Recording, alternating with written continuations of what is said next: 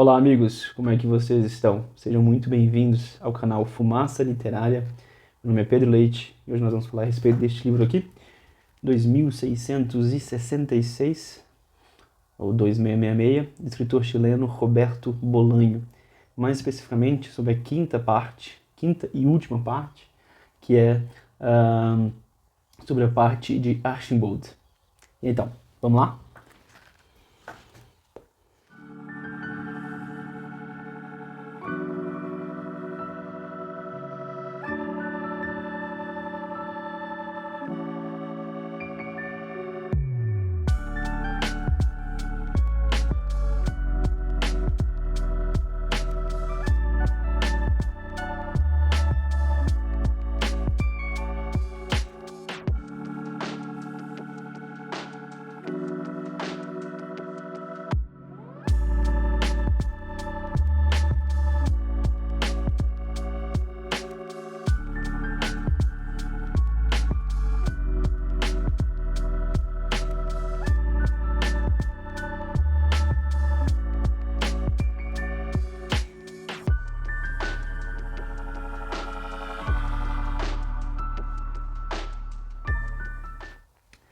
Então, finalmente chegamos aí à última parte deste calhamaço, deste livro gigantesco aí de quase 900 páginas, que é a parte do Archimboldt, né? Então, a gente tem um vídeo aí no canal para cada uma dessas partes, né? A parte dos críticos, a parte de Amalfitano, a parte de Fate, a parte dos crimes e a parte do Archimboldt. Quem é o Archimboldt, né? Archimboldt é o escritor alemão, uma figura enigmática e praticamente desaparecida, que no começo do livro, na parte dos críticos, a gente tem um crítico da Espanha, um crítico da França, um crítico da Itália e uma crítica da Inglaterra, ou seja, 4 críticos aí que se debruçam sobre a vida e a obra, mais particularmente sobre a obra, né, porque a vida do Archimboldt é um mistério, sobre a obra do Archimboldt, que é o escritor alemão, apesar deste nome claramente não ser muito alemão, mas é o Benno von Archimboldt. E aí a gente tem esses críticos que estão em busca do Archimboldt lá no começo do livro e sabem muito sobre a obra dele, já leram todos os livros dele, são inclusive professores universitários de literatura e especialistas na obra do Archimboldt, mas não sabem nada da vida do Archimboldt. Ninguém sabe nada, não existe uma foto dele, não existe nada. É um escritor que nasceu em 1920, que está vivo. A história se passa no começo dos anos 2000, ou seja, final dos anos 90, começo dos anos 2000. Então é um escritor que deve estar beirando seus 80 anos. Um escritor que viveu a Segunda Guerra Mundial na Alemanha, e que é considerado para aqueles críticos um dos maiores escritores alemães de todos os tempos e talvez o escritor mais importante da Alemanha do pós-guerra. Então, você tem esses críticos que estão loucos para saber mais sobre a vida do Archimboldt, para ver o Archimboldt, porque ninguém nunca o viu, ninguém sabe como ele é, né? A não ser a editora Bubs, que é a única pessoa que já o viu pessoalmente, a editora dele, em Hamburgo, se não me engano, na Alemanha. E ele é indicado a ganhar um prêmio Nobel, então os críticos querem achá-lo, para que não haja uma desfeita e ele ganhe o prêmio Nobel e não apareça para receber o prêmio, né? E aí os críticos escutam um indício de que ele está no México, numa cidade na fronteira com os Estados Unidos, uma cidade nada a ver, uma cidade marginalizada, totalmente sem, sei lá, sem o porquê, sem ter uma razão para aquele escritor renomado estar ali. Uma cidade no fim do mundo, vamos pôr assim, né? E, enfim, vão à busca dele.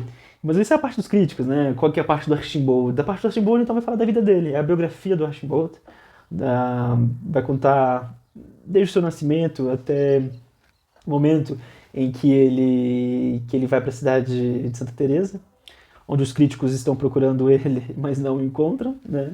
Inclusive, então, aqui a gente tem o final, o início encontrando o final, né? Então, mais ou menos ali do momento em que o livro começa é onde o livro vai terminar. E você tem então a biografia dele, né? Quem é esse Archimboldt? Quem é esse cara, né? Filho de uma caolha e de um pai perneta que perdeu a perna na Primeira Guerra Mundial. E ele é do norte, ali da Alemanha, né? É, não sei exatamente o local, mas assim, bem ao norte da Alemanha, quase na Dinamarca. É um menino apaixonado pelo mar, né? Que vive a vida nadando e mergulhando, e ele é apaixonado por algas marinhas. Então ele é meio que fissurado pelas algas e mergulha fundo para pegar elas e tem uma obsessão com elas, né? Até que se envolve com a literatura e, enfim, né? Depois, mais velho, participa da Segunda Guerra Mundial no fronte leste da guerra, né? Na frente oriental, ou seja, contra os russos, contra os soviéticos. Enfim, então tem todo um relato assim, sobre a vida dele. Mas o mais interessante, acho que da parte do Steamboat aquilo que o Bolonha gosta muito de fazer, que é a bonequinha russa. Né? Qual que é o nome dela? Eu nunca lembro o nome da bonequinha russa. Mariátrica, Maria. E aquelas bonequinhas que você abre, e você vai abrindo e uma tá dentro da outra. Você abre e tem várias, uma dentro da outra. Tem muitas histórias nessa parte, né? Ou seja, tem muitas histórias que ele tá falando sobre uma história, e do nada começa a ir para outra história, que do nada começa a ir para outra história. Então você tem muitas histórias nessa parte. Não é uma coisa só Steamboat, não. Ele fala muito sobre um escritor russo, claro, fictício também, mas que está ali, o Steamboat, e é um dos escritores, digamos assim, que faz o Steamboat querer escrever, né? Porque ele tem um contato com a literatura devido à casa em que ele trabalha como servo, que é a casa de uma baronesa, que é uma baronesa muito importante, e que inclusive ela aparece nos primeiros livros do Bolanho, que é a literatura nazista na América, né? Essa personagem está lá nos apêndices, e essa baronesa, né, e tal. E ele trabalha lá, e aí ele acaba ficando preso na biblioteca por alguns motivos, e aí ele acaba se envolvendo com a literatura. Só que assim, o que faz ele talvez querer escrever mesmo seja um encontro com um caderneta, um caderno, um manuscrito que ele encontra numa casa abandonada, né, durante a invasão alemã à Rússia, de um escritor judeu ucraniano, judeu ali daquela região do leste europeu. E tem praticamente todo esse manuscrito desse escritor tá aqui, né? O Bolanho meio que demora muito na história desse cara. E outras histórias que vão se entrecortando, que vão se encontrando, né? Não existe muito uma linha linear, não existe uma narrativa linear, né? As histórias vão se encontrando e é muito, muito legal assim, de se ler. É uma das partes muito boas. Talvez seja uma das minhas partes prediletas. Eu gosto muito da parte do Fates também. Assim, eu acho que talvez a parte do Fates seja a minha predileta. Mas a parte do Steamboat, eu confesso que é muito boa de se ler, muito boa mesmo. Assim, você sai daquela aspereza da parte dos crimes, aquela coisa quase jornalística. Você entra assim numa literatura com estilo e com vontade, né? E muito bem escrita. Então, é muito interessante. Eu esqueci de falar aí pros cachimbeiros de plantão. Tô fumando esse cachimbo aqui que tem se tornado um dos meus cachimbos prediletos, que é um Bent, né? Ele tem essa curvatura aqui assim. Um Billiard, talvez um Bent Billiard, que é um cachimbo da Big Ben, um Caledônia. E tô fumando o McBarin número 1. Uma amostra do querido amigo e artesão Ludovico me proporcionou. Mas então é isso. Deixa eu ver se eu acho alguma parte que eu gostaria de ler para vocês. Com a chegada do inverno, todos os alemães se encerraram no edifício de tijolo e às vezes davam festas que duravam até o amanhecer. Ninguém se lembrava deles, como se o colapso do fronte os houvesse feito desaparecer. Às vezes, soldados saíam em busca de mulheres, outras vezes faziam amor entre si e ninguém dizia nada. Isso é o paraíso congelado, disse a Heiter, um de seus velhos companheiros de 79. É 79. Heiter olhou para ele. Heiter é o nome o real nome do Archambault, né? Porque obviamente o Archambault, Benno von Archambault, é um pseudônimo que ele usa para assinar os livros dele. O nome dele de verdade é Hans Heiter.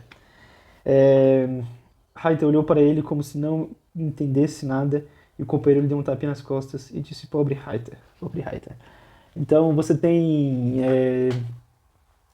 toda uma narrativa ali do fronte da guerra, mas você não tem muito aquela coisa de batalha, é muito coisas filosóficas acontecendo, assim, o Heiter não dispara um tiro sequer, então você tem algumas batalhas mais sangrentas ali da Segunda Guerra Mundial, do fronte oriental, e o cara não dispara uma bala, assim, e a discussão não tá nisso, não tá na batalha, não tá nas coisas, tá numa questão muito filosófica de um soldado ali que tá ali sem saber o que tá fazendo, né? Sem saber por que tá ali, e o Heiter tem muita essa coisa assim, o Bolanho, a forma como o Bolanho escreve, né? De um cara meio doidão, assim, sabe? Como se o cara fosse meio que desconectado da realidade, né? Então tem toda uma passagem sobre isso,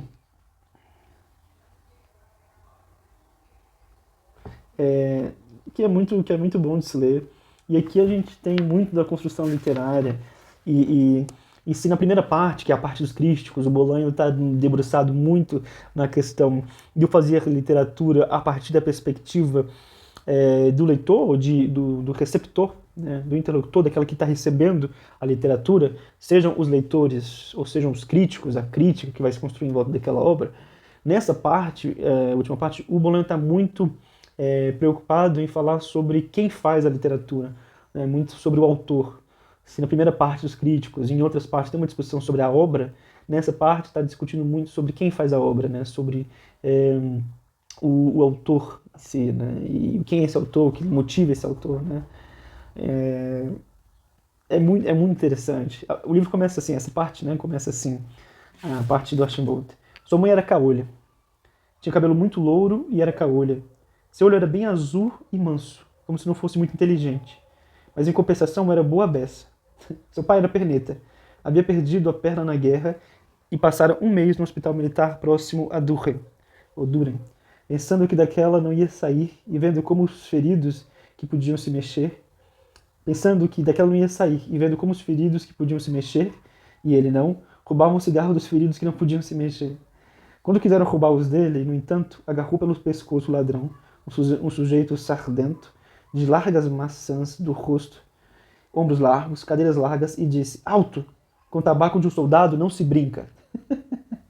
Então o sardento se afastou e caiu à noite, e o pai teve a impressão de que alguém olhava para ele. Na cama ao lado, uma múmia. Tinha olhos negros como 2 poços profundos.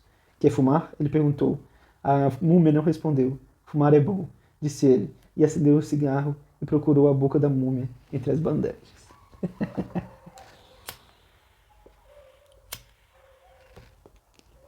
Fumar é bom, ainda mais se for tabaco de cachimbo. Mas e aí o livro depois, aí já vê como o Bolanho tem uma história dentro da outra, que a gente está falando do Archambault, que a mãe dele era caolho, o pai dele era perneta, perdeu uma perna na Primeira Guerra Mundial. Aí ele já vai falando do pai dele, já vai entrando no pai dele, e depois você já até esqueceu do Archambault, né? Então tem muito isso, assim, né? Muitas histórias entrecortadas. Uma das histórias mais interessantes talvez seja do general romeno chamado Etrusco, que é muito, cara, é uma das partes mais interessantes, assim, eu gosto muito dessa passagem, o que acontece com esse general, que luta do lado dos alemães, né, dos nazistas.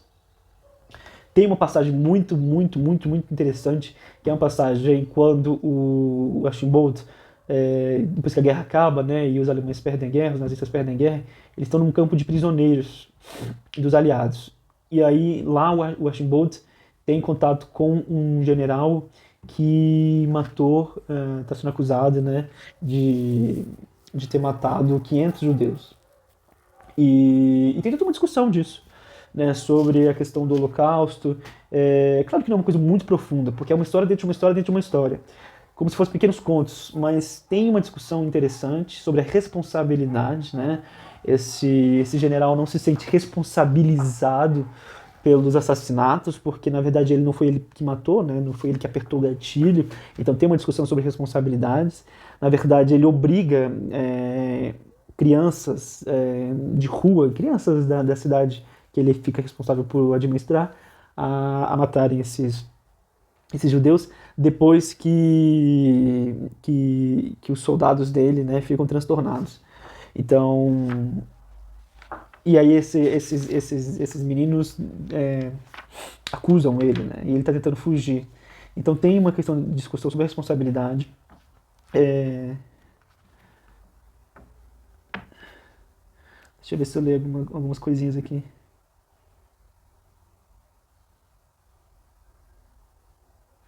Ó, tem um encontro também muito interessante, que é um encontro em que o Reiter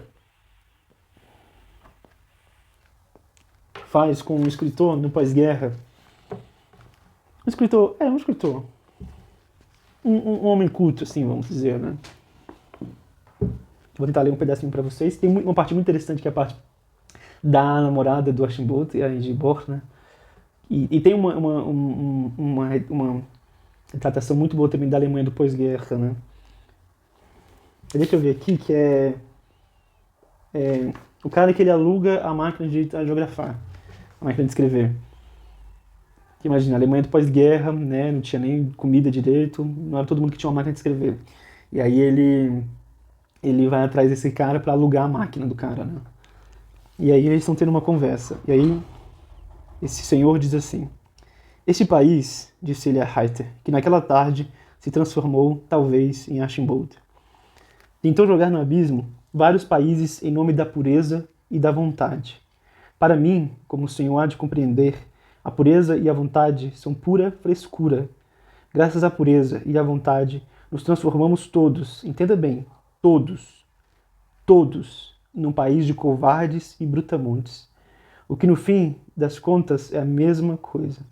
Agora choramos, nos afligimos, dizemos, não sabíamos, ignorávamos. Foram os nazistas. Nós teríamos agido de outra maneira. Foram os nazistas, não fomos nós, né? Sabemos gemer, sabemos provocar dó e pena.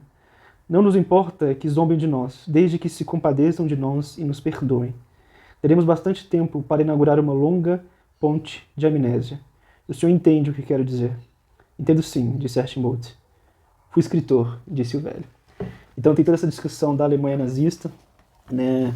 E, cara, assim, de coisas muito interessantes, porque tem um senhor que é um senhor super educado, super gente boa, que anda com uma rosa no paletó, né, aqui no bolso, né, do paletó, e entrega rosa para as crianças, rosa para as mulheres, um cara super gentil.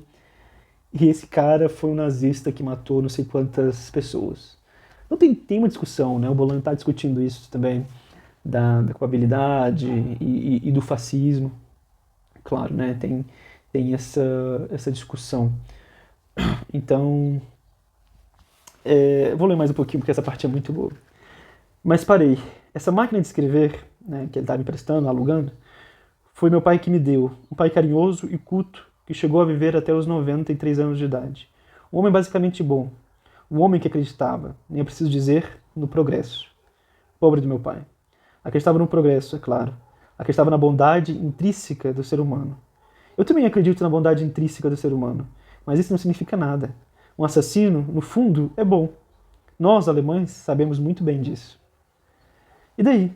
Posso passar a noite bebendo com o assassino e talvez, ao contemplarmos a aurora, nos ponhamos a cantar ou tautear uma peça de Beethoven. E daí? O assassino pode chorar no meu ombro. Normal. Ser assassino não é fácil. Disso sabemos bem, o senhor e eu. Não é nada fácil. Exige pureza e vontade. Vontade e pureza. A pureza do cristal e uma vontade de ferro. Posso inclusive desatar a chorar no ombro do assassino e sussurrar-lhe a palavra doce como irmão, camarada, companheiro de infortúnio. Nesse momento, o assassino é bom, já que é intrinsecamente bom. E eu sou um idiota, já que sou intrinsecamente um idiota. E ambos somos sentimentais, já que nossa cultura tende irrefreavelmente à sentimentalidade. Mas quando a obra acaba e estou só, o assassino abrirá a janela do meu quarto e entrará com seus passinhos de enfermeiro e me degolará até não restar uma gota do meu sangue. Então, tá aí a discussão que move, eu acho que toda a literatura bolonhesca, toda a literatura do Bolanho, que é essa questão da violência, né, do que nos faz violentos, e que por que o ser humano é assim, né, tão violento. E que, no fundo, é, é, é o que nós somos, né, e é o que é.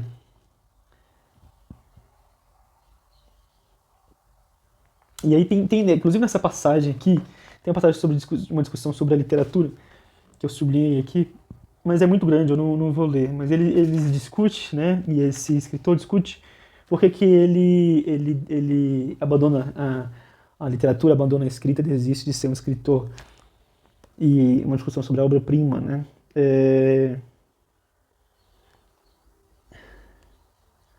E isso é muito interessante, essa busca pela obra-prima também está aqui sendo discutida, né. É,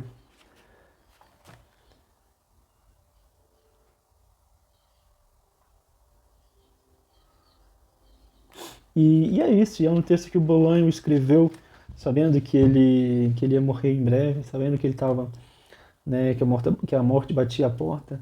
Então tem muitas discussões existenciais e discussões é, da vida mesmo, assim, que estão aqui, que estão nesse texto que o Bolanho escreveu, sabendo que provavelmente seria a última coisa que ele escreveria, né?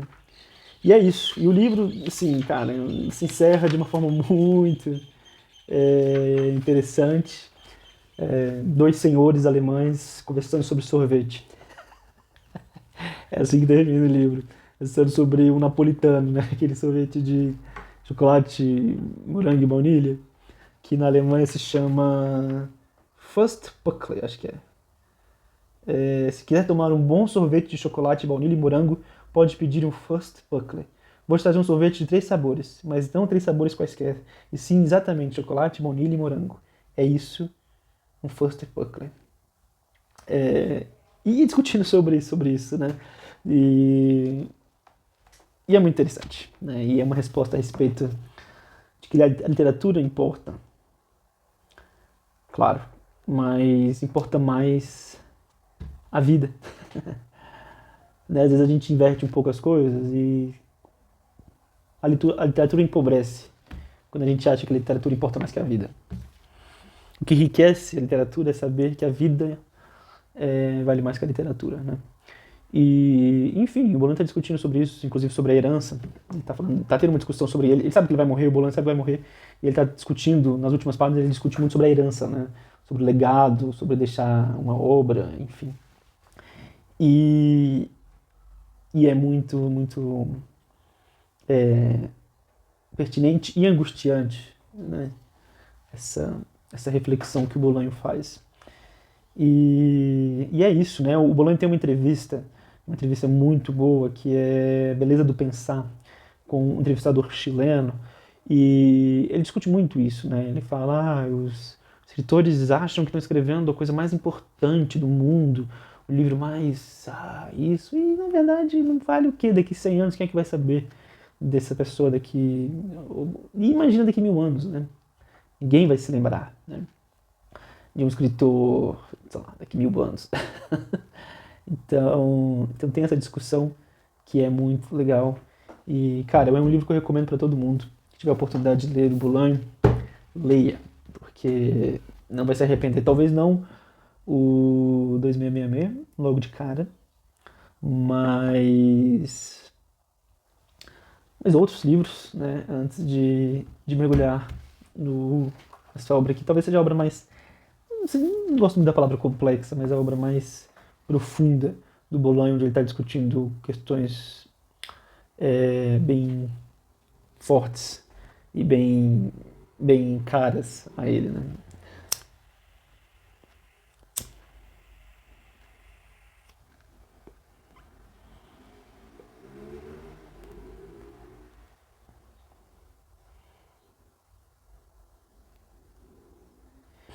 E é isso, meus queridos. Um forte abraço, permaneçam em paz e bem. Tchau, tchau.